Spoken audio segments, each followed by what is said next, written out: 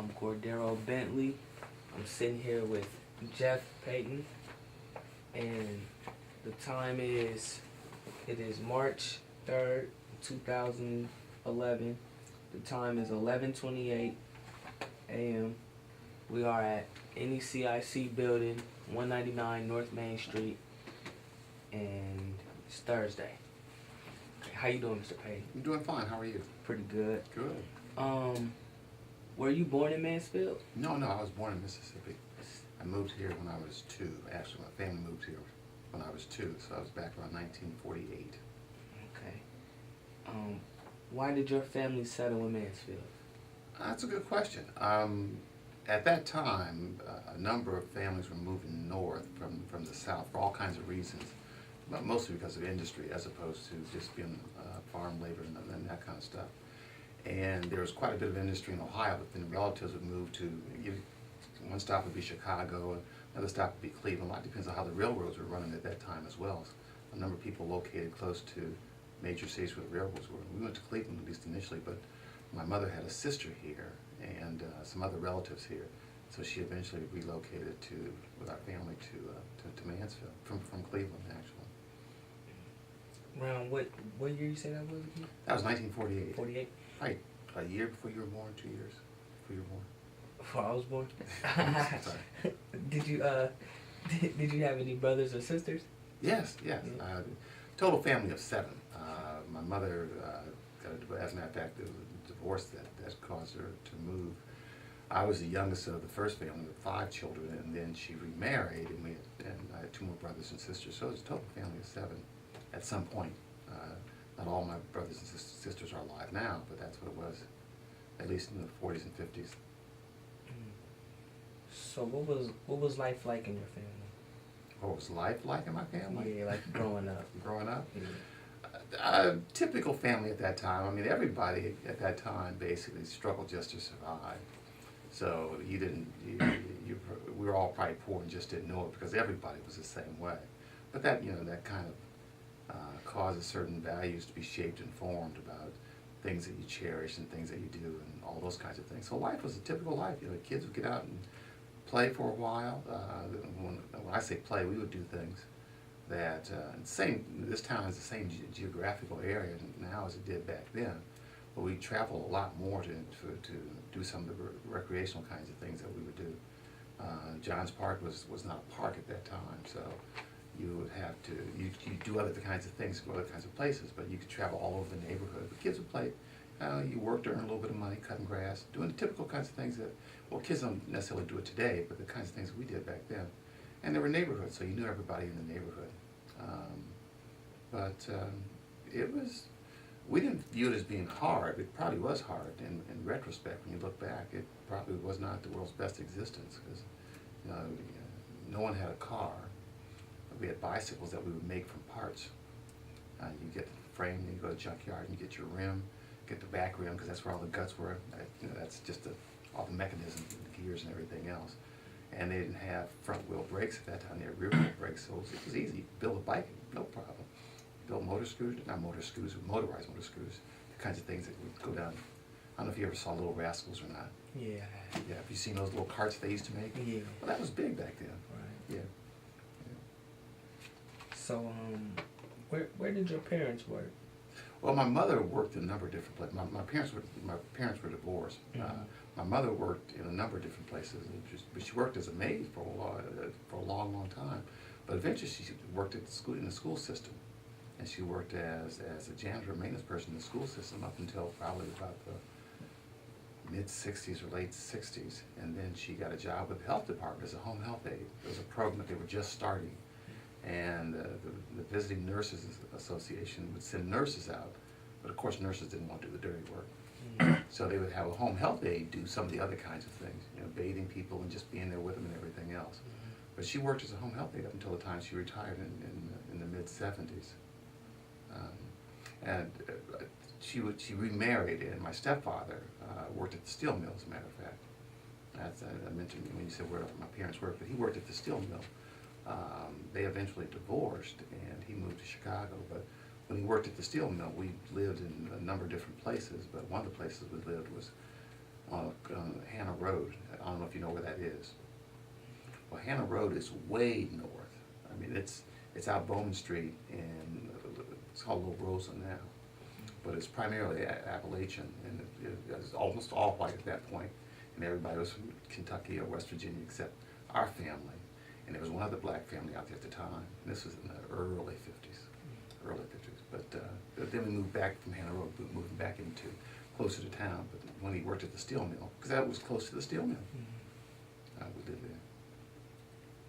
So, where did you go to school? Elementary school, mostly Crevling. It used to be called Bowman Street School, but it was by the time I got there, it was Crevling. So in the early 50s, they changed it from Bowman Street School to Crevling. But Crevling, I went to West Fifth for a little while, I went to Hedges for a little while, but mostly Crevling. And then John Simpson. John Simpson was a junior high school back then, and then senior high. The last year at senior high, they built Malabar back in '64. So and at that time, we had moved from Daisy Street, which is where I lived most of the time on the north side, to 2nd Street, which is on the east side of town. And so I had to go to Malabar for the very last year. But for the most part, it was Crevling, then Simpson, which is a natural feeder, and then senior high. How was that? What was that like? It was good. It was fun. I mean, back then, kids had a lot of fun. You were allowed to do things, move around a lot. I mean, there was a lot of freedom. We didn't have the distractions like television and video games, you know. So we just did things on our own. But it was a lot of fun. You got to know a lot of people that way because you kind of had to create your own excitement. Are there any teachers that you remember especially well? God, if you had asked me that 15 years ago, when you get old, so your memory starts to go. You know, I have trouble remembering what I had for breakfast this morning. When you say teachers, I'm sure, yeah, there are teachers. Teachers in Sunday school. As a matter of fact, I don't know if she's on this list, but there are a couple people that were, Mrs. Brightwell, Dorothy Brightwell was not my Sunday school teacher. She was another Sunday school teacher, but she lived right across the street from me. She still lives on Daisy Street, as a matter of fact. We used to live right down the street. But yeah, I had a couple Sunday school teachers that I remember real well. One of my very first 7th grade teacher, well, not my very first, back then, junior high school, 7th, 8th, and 9th. So when you were in the 6th grade, you look forward to going to junior high school. That was a big thing because you had your own lockers. You went from class to class on your own. You know, your teacher didn't escort you down the hall. And so your 7th grade teacher was big because that's the very first person that you knew. And my 7th grade teacher is still alive now, Mrs. McCullough. As a matter of fact, her kids, one of her kids taught, and her daughter that taught it is retired now, Mrs. Higgins. But at any rate, Mrs. McCullough was my 7th grade teacher, and I really remember her, along with a couple of other teachers in high school that I remember real well. Made a nice lasting impression. Were you involved in any school activities? Just a few, yeah, just a few. But back then it was relatively easy to do. I used to be in a band. In elementary school, you were allowed to play in the 4th grade, I think, the violin. I didn't play the violin. But in the 5th grade and 6th grade, you could play brass instruments. You know, that was a big deal. And you could rent them. Yeah, they had a couple places in town where you could just go, you rent them and you kept them for the whole year. So I played the trombone and baritone up until about the 8th grade. Then because I was actively involved in sports. And you had to make a choice back then. You couldn't play in the band and play in sports because they both happened around the same time. So I was pretty active in sports as well. And then student council and the key club and those kinds of things. What sports did you play? All of them. But football, basketball, and track were the main sports at that time. Played baseball in the summer. Oh yeah. Most of the kids back then, if you played sports, you probably played 2 or 3 for the high school. Now they've kind of restricted it. You play 1, maybe 2. Back then you played all 3. Or you could play all 3. Yeah. What year did you graduate from high school? 64. 64. Yeah. So did you go to college afterwards? Mm-hmm. Yes, I went to mostly to Ashland College. I spent some time at Harvard University in Cambridge and Boston, but most of it was at my undergraduate years or at Ashland. Then I did some. I taught here, as a matter of fact, for a year. My senior year of college, I was going to go into either medicine or research.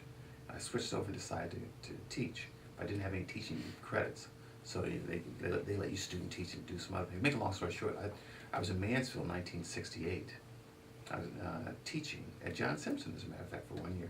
Then I moved to Cleveland and I taught there for a while. And went back to school, a school called John Carroll, to work on my master's at that point. And then I decided to go to law school. I went to law school in Cleveland as well. And then basically just stayed in Cleveland for a while. What was your first job? My very first job? Yeah. You mean like earning money, real money, or just like little bits of money? Just like, yeah, it could be as a kid or. Oh yeah, elementary school. Right, was your first job? Oh sure. Yeah. I mean seriously, parents just didn't have money back then to just give you. And they weren't gonna give you any money anyways. I mean that wasn't their job. Mm-hmm. So so you had to go out and earn money. Besides cutting grass and everything else, people say, well, everybody cuts grass and shovels snow. But I used to caddy at the Westbrook Country Club. Mm. And we'd walk up there and you caddy every day and you get paid and then you come back and that's how I earned money. But probably in, I think you had to have a license before I started selling ice cream. I started selling ice cream, I think in junior, but it must have been senior high school. See, my memory starts to go a little shaky right now. Mm. But, and I worked at Kroger's not as a clerk, but because you couldn't work the register, you're too young to work the register, but as a bag boy at Kroger's my junior and senior in high school. But before that, I used to drive a cart selling ice cream. You go there are a couple of different places in town. Blood Goods was one of those on Foster. It's no longer there on Foster Street. But you go over, they pick up all the ice cream, they put it in a big cart. You get it, and the cart had wheels on it, and it was like a bicycle, basically, and a seat and everything else. And it had all the dry ice in there and everything else. And they had Klondikes and drumsticks and everything else. They put all that stuff in the cart, and then you go out and peddle it all day long, selling it. Mm. And then you bring the money back, and you split the money with the owner. I did that for a couple of years. Yeah. But those were my early jobs. I mean, you work. I used to work at the brass, as a matter of fact, in my summer before I went to college. But once I started college, I would only work in the summer, or unless you work at school. What were your jobs like After college? I taught for a while. Taught science and taught genetics, and then I went to law school. And I was a manager of an ice skating rink at one point in Cleveland. They have hockey teams, high school hockey teams in the Cleveland area, and they have it's an ice pavilion up there in a place called Cleveland Heights, and they have and that's where they practice. The high school teams practice, ice skaters practice, people come there to skate and everything else. But I managed that for about at least 2 summers. But for the most part, teaching, and then after law school, I went to work for a couple different agencies. But for the most part, just served as a lawyer, either in some capacity or another. I mean, they call them all kinds of things, public defenders and lawyers and everything else. But you're basically just serving as a lawyer. So like, growing up, what was the neighborhood like on the north end? Because I know you said you stayed on Daisy. Yeah. So growing up, what was that Stayed like? on Daisy, Lily, Grand, right out on the street. What was it like? Yeah. A lot of kids. So you kind of knew everybody in the neighborhood. The kids on the streets kind of stuck together. So the Daisy Street they didn't have gangs back then. I don't want to mislead you, but the kids on Daisy Street kind of hung out. The kids on Lily Street kind of hung out. And from time to time, we might have disagreements. And but for the most part, everybody just kind of played together. And just a lot of kids in the neighborhood. A lot of kids. Harker, Mulberry, all of that. Yeah. What were the stores and restaurants in the neighborhood at that time? At that time? Yeah, like any local ones or? Well, that's a good question, because they had a lot of small mom and pop type stores back then. They didn't have big chains. I mean, I think Sternbaum's, which was not a chain. As a matter of fact, that building just caught on fire a couple of years ago on Spring Mills, right on the corner of Spring Mill, right up from,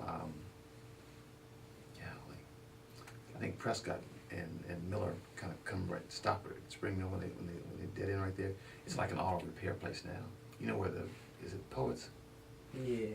Oh, now that sounds familiar. Yeah, Well, it's right down from Poets. Does that sound familiar? It's a building that's burned out. Okay, I think I know what you're talking about. Ah, I see. But they did have an A&P which is a major chain. It was then, probably, I don't know if it's out of business now. I can't remember what A&P stands for, but it doesn't, it was a company that years ago that was involved in a lot of other things other than groceries. But that was part of the chain. It's where the Gorman Rupp building is now, as a matter of fact, on Bowman.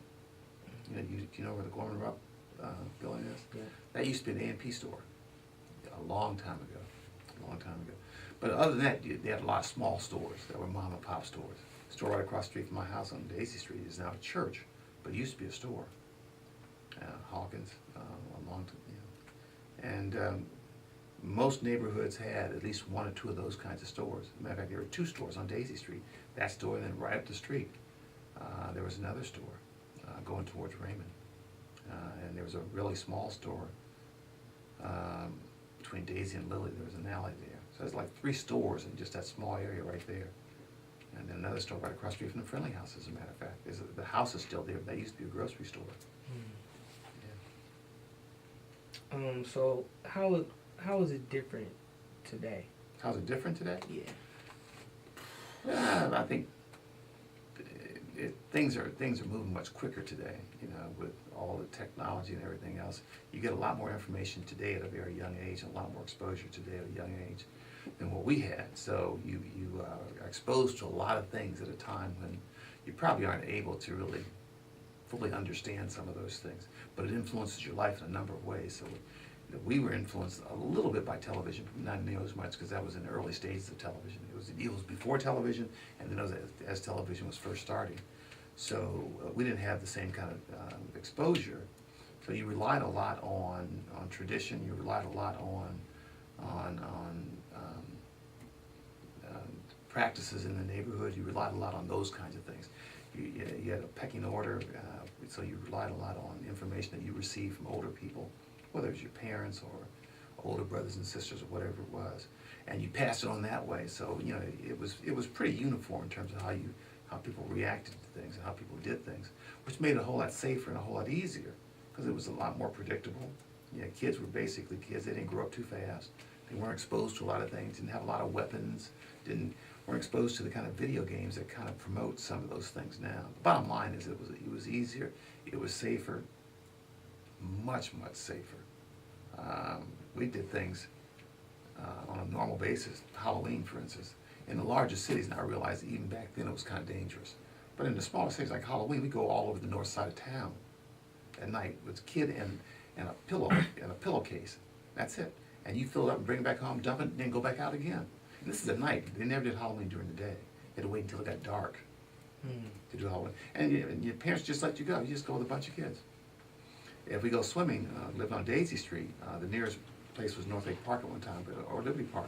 You just go to Liberty Park. Kids would take off during the early part of the morning and walk over to Liberty Park. Or if you had bikes, you just ride over to Liberty Park. Now to get from Daisy Street to Liberty Park, you gotta go over tracks, you gotta do all kinds of other stuff. I mean, there's some shortcuts, but the shortcuts are no roads of any kind. And you just did it. You went through. You can't do those kinds of things now. It would be very difficult, and it wouldn't be safe. But it's the same area. It doesn't change. The area hasn't changed. It's the same distance from Daisy Street to Liberty Park now as it was, 45, 50 years ago. The bottom line, though, is that it was safer, it was easier, and the rules were pretty strictly adhered to, and you didn't have a lot of outside influences. So it made things a little easier. It didn't make things not necessarily nice all the time, but it made things a lot easier. So that's kind of how it was when we were growing up. Okay. What was life like for African Americans in Mansfield in the 40s and 50s? Not a lot of opportunities except in the factories. Not a lot of opportunities at all. Although there was a reasonably large professional community, surprisingly. Before, and I didn't know this because I wasn't born. But there were black teachers in Mansfield, but they let them teach at Bowman Street School, and at that point they were just teaching black kids. When desegregation hit, and hit in a major way, then a lot of that stuff changed and was split up. Matter of fact, there are a couple people here that are still alive whose teachers were black. Make a long story short, though, but in the professional community, doctors and lawyers, there were in the 40s and 50s, especially in the early 50s, a number of doctors in Mansfield, when I say a number of doctors, not a whole lot of them, but to have black doctors in a small town was very unusual. We kind of took it for granted, but it was very unusual. We had at least 2, 3 dentists. My dentist was black up until the time I graduated from high school, and that was in the 60s and 50s. But we had 3, Dr. Christian, Dr. Childers, and Dr. Gaskins. 2, maybe 3 lawyers at the time, which was a little unusual for a small town. It's not unusual. It wasn't unusual at that time for larger towns. But the living conditions weren't great. There was a lot of segregation, a lot of discrimination. You had, and some things you just kind of took for granted because you thought that's how the world was, so you weren't aware that maybe there are other sections of the country, other parts of even Ohio, where living conditions weren't that way. And that is that everybody lived the same way, but with redlining the way it was at that time. For instance, to get a loan, to buy property, you would have to have at least collateral and a decent job. Well, black folks had jobs the same as a lot of white folks back then. Those jobs were factory jobs. Not all people were in management. A lot of people worked, and this is before General Motors, but a lot of people worked just regular jobs that were just general laborers. But they were the same jobs that people that would come here. For instance, you could come here from another country in the 50s and get a job and move almost wherever you wanted to move in the city of Mansfield, working the very same job as someone who'd been here all their life, all their parents' life, all their grandparents' life. And for instance, if you go back before slavery, you've got black folks that have lived in this country, and also black folks that have lived in Mansfield since the early 1900s and even late 1800s. Well, if you take a look at most of the people that lived in this city, most of the white people lived in this city, and ask them just how far would they be able to trace their ancestry before they came over on the boat somewhere, I think you'd find that most of them could only go back to maybe the 1920s. Most of the people here that are ethnic are second generation. The first generation was from another country, which means they came over in the 40s and the 50s and in the 60s. And they were still able to move to places. And that's why people look at that and think, well, no, everyone had the same opportunity. Well, everyone didn't have the same opportunity. Because these were people that would come in, go to work at the same factories, and this is before General Motors, that I know for a fact. They're going to work brass, easily, Mansfield Tire. Back then you worked at Westinghouse, Humphreys, Tappan, and all kinds of places. But they would be able to move and could move very easily and get a loan, which is what made it difficult, get a loan in order to get somebody to buy a house. As a matter of fact, there's a woman, the same woman I was talking about, Mrs. Brightwell, who lives on Daisy Street right now in the same house that she and her husband bought. In the early 50s, they couldn't buy that house. They had to buy it through somebody else. This is on Daisy Street in the late 40s, early 50s. And she still lives in the same house today. And when you interview her, she'll tell you about it. But they had to buy it through somebody else. Now, they had the money to do that. When 30 was built, right across where, you know where 30 is now? Mm-hmm. Yeah. US 30? Okay. Well, all those streets were through streets. And 30 was built in the 50s. All those streets were through streets. Stocking Avenue, Fern didn't go through. Yes, it did. But Stocking Avenue came all the way through. Stocking Avenue stops now. You know where Johns Park is? Mm-hmm. There's a road right that goes back by the basketball court and goes out to Longview. Yeah. That's Stocking. Well, that went all the way across. When 30 was built, that shut off that neighborhood on the northern part, the neighborhood on the other part. Well, then you had King, Burns, Allison, all those places were built. And where they are now, not King Gardens, I'm talking about the homes on King Street, mm-hmm. on Burns, on Allison, all those. Mm-hmm. Well, they were built back in the 50s. They were in existence in the 50s. So when 30 was built and it cut off everything, you would think that a natural progression would be the black folks could move from wherever they were. This is in the same north part of the town. And back then the fairgrounds had just moved. It's Taylor Meadows is where the fairgrounds used to be. So that property wasn't developed back then. It's developed now. You would have thought that the natural progression would have been for them to move to some of those places because they had the income, could move. Mm-hmm. Yeah, primarily because they couldn't get the financing, not because they didn't have the money, but they couldn't get the loan. Which was redlining at its worst. So you have properties out there in the 50s where when John Sherman was built, and John Sherman opened, I don't know, 59 or 60 or something like that, somewhere in that area, I think it opened. All that area was white in there, and the kids that went to John Sherman almost had to be bused, you know, because John Sherman's a long way out. Well, it was meant to serve that whole area, literally. It took some pressure off Simpson as well, but it was meant to serve that whole area. Well, at King and Allison and all those places were all white at that time. And black folks couldn't even move there, let alone move across town. You could move across town. So to answer your question, it was very restrictive. It's just that you lived at that time, and those were conditions under which you lived, and you dealt with it in a different kind of way. Today it would be dealt with totally differently. People are a great deal more assertive, and for all kinds of reasons are able to address those things in a different kind of way. But they weren't being addressed back then. How did racial bias affect you? It just made you want to try harder. I think you're always affected by it. And it could positively, you can feed off of it in certain kinds of ways. But it just made you want to try harder. But by the same token, you weren't disillusioned by thinking that merit was going to get you everything you wanted to have. Merit wasn't going to get you nearly what you thought it was going to get you. Because any number of people received benefits not based on merit, but based on who their parents were, based on who they knew. The summer jobs the college kids would get, for instance, when you come back, weren't based on merit at all. It was based on who you knew, and based on who your parents knew. The first job that you would get, and this is before civil service, if you were working with the police force or the fire department or anything else, wasn't always based on who got the highest score or who could pass the various kinds of things. A lot of it was based on the fact, well, was your uncle a policeman? Was your father a policeman? Grandfather a policeman? Who recommended you? Who sent you down here? So now all of a sudden people get bent out of shape because they feel that, oh no, it's got to be based on merit. We want the highest score. Well, you've had 4 generations of people helping you one way or the other get in there through the back door or the side door, and now all of a sudden it's nope. We just want the highest score. Just give us the highest score. Well, that would be fine if for some reason we had a level playing field all the time, and the level playing field meant that every generation started all over again. I know you don't want to hear all this, but let me go through it. I'm listening. Yeah, the level playing field meant that every generation started all over again. Your parents weren't able to help you or not. Then all of a sudden it would be a different ball game. But if by the 3rd generation of being helped, if I had a grandfather that was a policeman, uncles that were policemen, a father that was a fireman, and then I come up and become a policeman, and I get it based on my civil service score. So I'm looking around saying, well, everyone else, that's how you get it. Grandfather didn't get it that way, your father didn't get it that way, your uncle didn't get it that way, and oh, by the way, where do you live? Well, I live in this house. Well, how'd you get that house? Well, my father left a little money for me because his father left a little money for him. So you're not starting out on the level playing field. Mm-hmm. If you start on the level playing field, that's fine. Merit works very, very well. But if I'm helping you, and I got generations of help, then you're not starting out, you're starting out here, I'm starting out here, and all of a sudden, it's difficult to get to that point. That doesn't excuse the fact that once you get to a certain point, you should be able to pass some things on to other generations.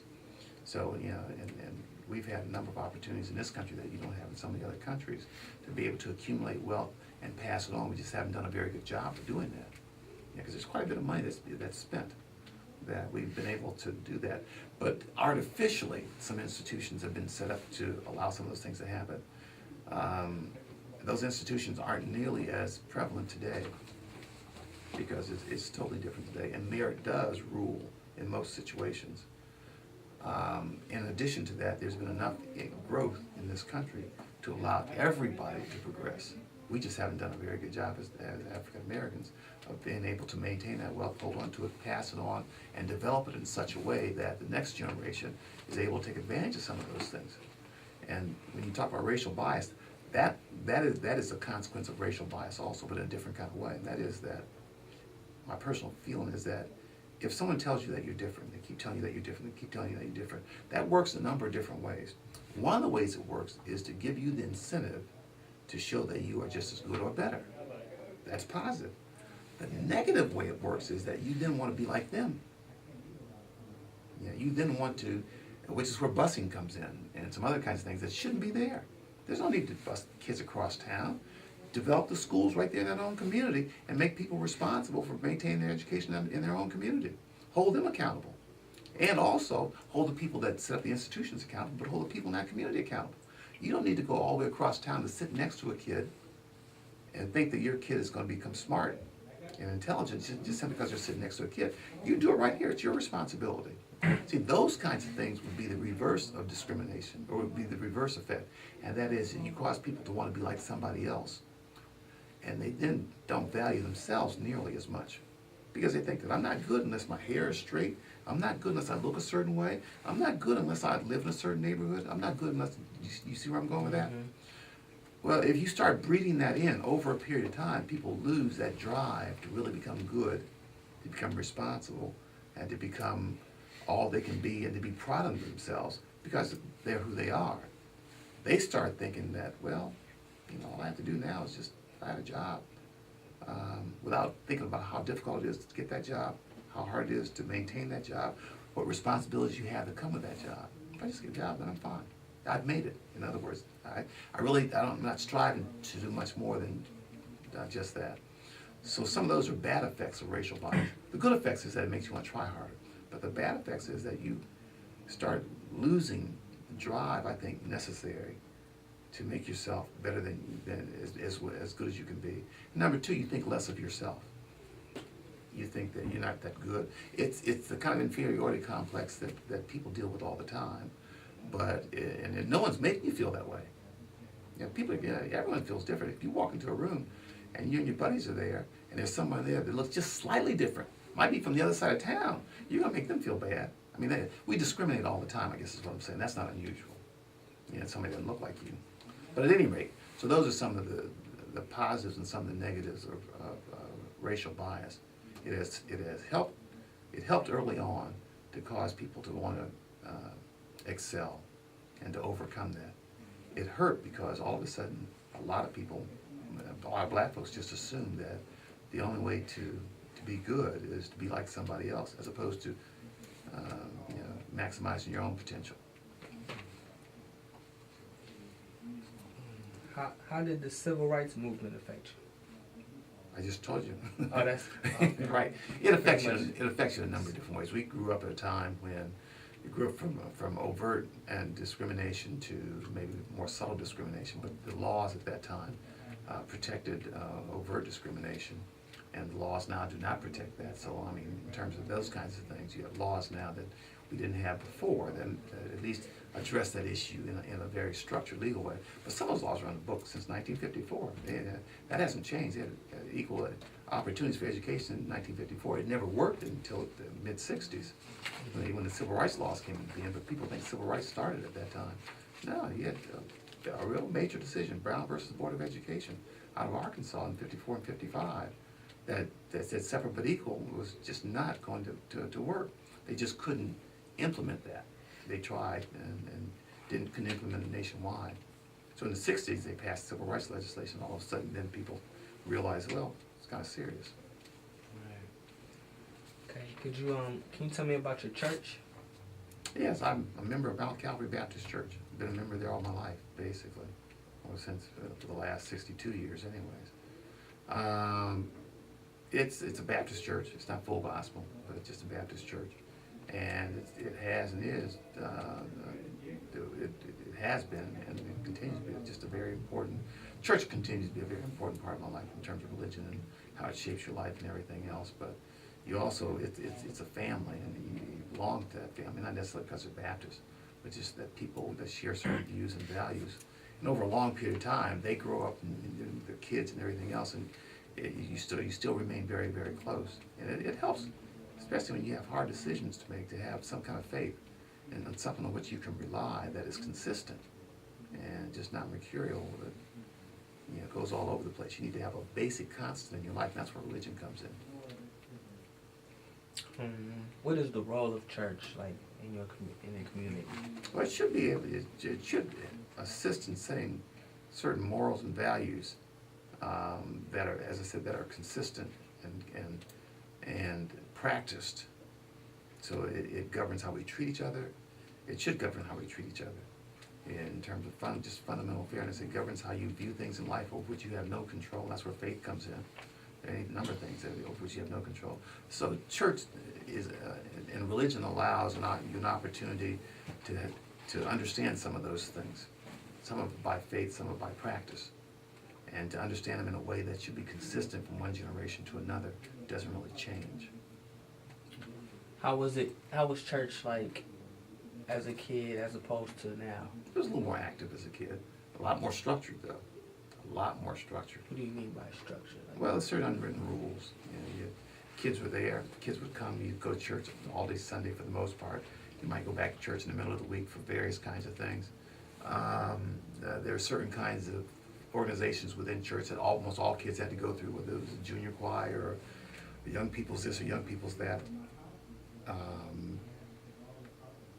Structured in the sense that the services were kind of predictable. You could just about go to any Baptist church. And it was probably the same with AME or it's called Kojic now, but AME or Pentecostal or Kojic or any of those. You could go to that church in any city and you'd probably see the same kinds of practices, same kinds of feelings, same kinds of things being done. So it was pretty consistent back then. It didn't have a lot of non-denominational situations where you had religion that really addressed issues in a different kind of way. The things that were explained, at least on religious terms back then, were basic, and those principles were applied, whether it's 10 Commandments or not, those principles were applied throughout. I think people question a religion a little bit more now, so that they tend to look at it in a number of different ways. It is not the fundamental touchstone, it's not the fundamental building block in their life. I mean, they don't base their life around it, unfortunately. So you do have people that tend to value a lot of other things as well, and sometimes they shape their values around some of those other things rather than around strong religious principles. And you can, whether you're Catholic or a member of the Jewish faith or just a Protestant, religion or Muslim, you'll find that religions are pretty constant. And the way they are applied is constant over the generations. They don't change a whole lot. Now the practices may change a little bit in how we interpret them, but they basically don't change a whole lot. When you start valuing other kinds of things, just as important, material things for instance, just as important, or thinking that you actually can solve certain kinds of problems, you're doing it. You can heal yourself, or you can do certain kinds of things simply because you've got the intellect to do that. Then I think you start getting away from basic principles. You can treat people a certain way based on who knows. So, can you tell us about your fondest memory growing up? I don't even know if I have one. If you have any. Oh, I really don't think I have one, in that it was just, compared to the times now, an easier time. Kind of hard to explain because you only go through this one time. Right. So compared to what I've seen in the last 50 years, growing up, I'm saying that would put me around age 14, but growing up was much easier, much simpler. They had grown-ups make a lot of the decisions for you when you were younger.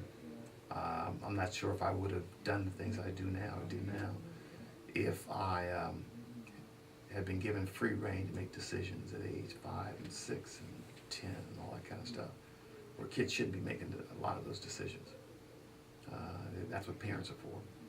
And so parents can make it a whole lot easier because they can set the parameters, and then all you got to do is just, you can bounce off those parameters back and forth, but you're not going to go outside that parameter, you're not going to go outside that parameter until you reach about a certain age where you're allowed to make your own decisions. So that makes it pretty easy. So it was, but I don't have a fond memory per se, because they were good times. You have a worst memory, perhaps? Anything that just happened around the city, or anything that just sticks out? No, I don't think anything that, if I thought about it, I'm sure I would, but nothing that sticks out to the point where it really shaped how I view things. Yeah, there are things that happen, and that affect you, but it depends on your age at the time. For instance, I wasn't really aware of, when I was really young, up until maybe elementary school, middle elementary school, of all the racial bias, because in my neighborhood you have white folks here, black folks here, people just kind of mingled, but there's an ongoing dynamic in the overall community that I wasn't totally aware of. So when you become aware of some of those things, then all of a sudden it causes you to look at things differently. I stopped working at the country club at Westbrook in elementary school, because in the 7th grade it dawned on me that some of the same kids I was playing basketball with, who lived on the other side of town, we come down to the friendly house, we all play basketball together. They're out there swimming in the swimming pool. I mean, their parents belong to the club. I'm out there working. I said, there's no way in the world I'm going to be working. They're out there playing and having a good time, which was normal. Yeah, I'm a member of Westbrook now. I mean, I can understand all kinds of other considerations. My kids could be out there playing. We don't have caddies any longer. But it caused you to feel totally differently. If here's a kid that you've been playing with, playing basketball and everything else, and of course, they're from another section of town, and then you got to go to work to earn money. Because that's the only way you're going to get any money, is earn money. And they're out there having, and no fault, they weren't making fun of me, but no fault of their own. They're out there just playing, and they can relax, and they can enjoy, and their parents were able to give them that. It caused me to view and to wonder why some of that was happening. At least happening, and that's an exaggeration, but why some of that was happening to the point where there's a difference in lifestyles, there's a difference in how people acquire money, there's a difference in what that allows you to do, there's a difference in how that makes you feel. And so I wasn't gonna work in the 7th grade for somebody that I'm beating on the basketball court. I'm gonna go to work for him, and which would be, I'm not gonna caddy for his father, not going to get drinks or something else if they're in the pool and they're relaxing and having a good time. I'm not gonna do that. Too much pride to do that. That didn't mean I wasn't gonna work, just meant I wasn't gonna work for this person in that situation. Still had to work, yeah. But until you get old enough where you could work like at Kroger's and those places, you just had to do, sold papers and those kinds of things. Yeah. But to make a long story short, you then start realizing sometimes that those were negative experiences. Except you have so many of those in some cases that you can't just single out one of those as being, oh, that was just a real negative experience. And the same with positive experiences. You have, at least I have enough of those that I can't just single out one. That would be my fondest memory. I didn't get a chance to ask you, do you have any children? Yes, I have two. Two. I have a daughter who will be 30 this year. She's an engineer in Minneapolis. She works for a company that makes almost all the pacemakers in the world and any kind of brain stimulation device. As a matter of fact, the people that are partially responsible for this program have actually, they're not from Minneapolis, but the place that gives them advice and the agency that gives them advice used to manage the trust account is in Minneapolis. But no, she lives in Minneapolis. She's been there for quite some time as an engineer. She was an electrical engineer in undergrad, and she's a biomedical engineer now. My son lives in Columbus. I have a son also, Jeffrey. How old are you? 23. Okay, he's a little bit older. Jeffrey's 25. He'll be 26. Oh, I know Jeff. So did he graduate from senior high? Yeah. Jeffrey did? Did he? Yes. Okay, I'm 25, so that's Okay, quite yeah, another name. yeah. Did he go to Brickhoff and stuff like that? He probably did. He may have. I'm trying to think of. He went to Carpenter. Carpenter. Yeah, and then went to Ranchwood for a while. And he was back here when he got out of college, and he subbed for a while. Maybe almost about a year. But Jeffrey's 25. He'll be 26. He's 26. He'll be 27. Wow, time flies. Yeah, I think he was a senior. Yeah. Because he didn't get a chance to go to the new school. Yeah, we was the first class to Yeah, graduate yeah. from there. Yeah, he didn't get a chance to go to the new school. Mm-hmm. He lives in Columbus. He works for Nationwide. He's in financial services, and basically he's answering calls and talking to people about financial instruments, not necessarily insurance, but he doesn't sell stocks and bonds or anything, but he's kind of in that business. He likes to do marketing. But yeah, we have neither one is married, so we don't have any grandchildren. Not that they have to be married, but we don't have any grandchildren. Yeah. And my wife and I have been knowing each other since probably elementary school. We've been dating off and on since, I think, 10th grade, 11th grade. Man, history, huh? How did y'all met at elementary school? No, we met in church. Met in church? Oh, Yeah. okay. And she lived on the other side of town. Not the east side of town. There are other sections of town, believe me. Right. Yeah, she lived in a place called Tombstone. No, she lived on Local Wall. But no, we met in church. We knew each other from church. So you don't meet back then. I mean, you don't have. You might know the other family, but kids you just know each other. Nowadays they're probably dating and sending those text messages and everything else, even in elementary school. But back then you didn't do that. At any rate, but in junior high school, things heated up a little bit. So probably about the 10th grade, I think we weren't dating, but we definitely moved in that direction. I've got a quick question for you. Sure. Could you tell us a little bit about folks like O.C. Hill and Mr. Middlebrook and maybe some of the other black leaders in the community and sort of their activities, be it civil rights or just in general, or anyone, maybe someone else Yeah, that fits yeah. that bill? Well, especially in the late 50s, maybe early 60s, and a lot of these guys were working, so you had situations where their jobs were affected, depending on how active they were in the community. But Jack Middlebrook, North Lake Park, which is now private again, but at one time it was public, and that's where I learned to swim. And then it went private, so we black folks weren't allowed out there at that time. But in the late 50s, late 50s, he helped integrate. He helped integrate Liberty Park for sure, but was instrumental in getting North Lake Park open as well. But back then, you had situations that were over discrimination was maybe the order of the day in some situations. It wasn't housing. It wasn't certain restaurants. You just didn't have what they have in the South, with colored only signs and white only signs. But you had the same thing happening.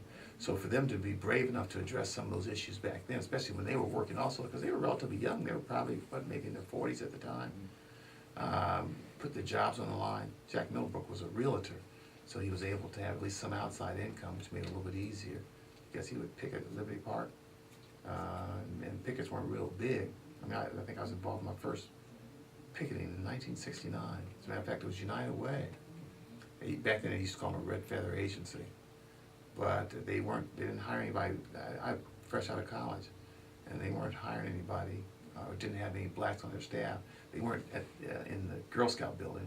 They weren't in the building on the square. They were out by the old senior high, and I was involved with the NAACP. But I bring all that up because the person that was really active at that time was a Dr. Childers, who was a dentist in town, and Wilbur Flippin, who was an attorney in town. And Wilbur Flippin's still alive. He's not practicing now. But they were the ones that got me kind of involved in the youth movement in the NAACP. So both of them, and with independent practices, it may have allowed them to be a lot more active. But they were both young and both very, very active in addressing some of those kinds of things. So they were instrumental in getting some things opened up in one way or the other.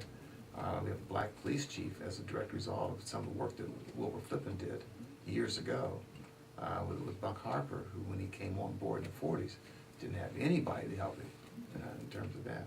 But you had people that were brave and strong enough to get out there when their jobs were at jeopardy. O.C. Hill was one, and Wilbur Flippin, Dr. Childress, who was a local dentist in town, and that were really very, very active. Yeah, you didn't notice it as much because as a kid you were busy doing the kinds of things that kids do. If you're playing sports, for instance, they give you kind of special treatment, so you never think anything about it. You know, as an athlete, you can probably do all kinds of things. Some other kid wouldn't be able to get away with any of that at all. So you know, with special treatment, and it wasn't so special that